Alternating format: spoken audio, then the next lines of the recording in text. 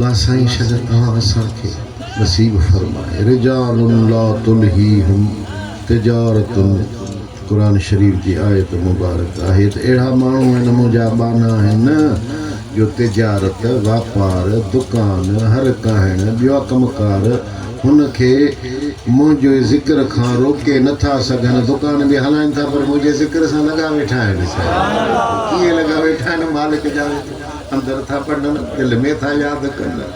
वेठे त हाणे दुकान माण्हू हलाइनि था, वरी ला इलाहा इल्लल्लाह ला इलाहा इल्लल्लाह त कोन कंदा हूंदा वेठा। त तराज़ी जा तोर आहिनि, दुकान आहिनि, सीधे सामान जो दुकान आहे, कपिड़नि जा दुकान आहिनि, ॿिया कमकार बि आहिनि मुंहिंजा सोना।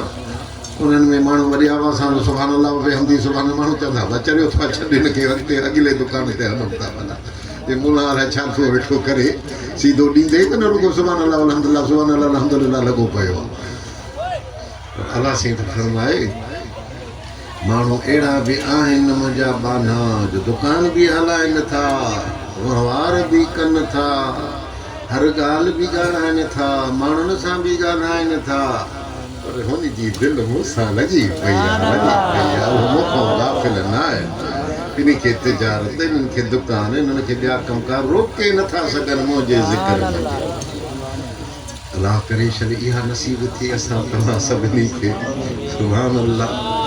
मालिक खां दुआ इहा आहे मुंहिंजा सोना, अल्हम्दुलिल्लाह तव्हां सां पंहिंजे साईं जे ख़्याल में हुजो। है सुभान अल्लाह।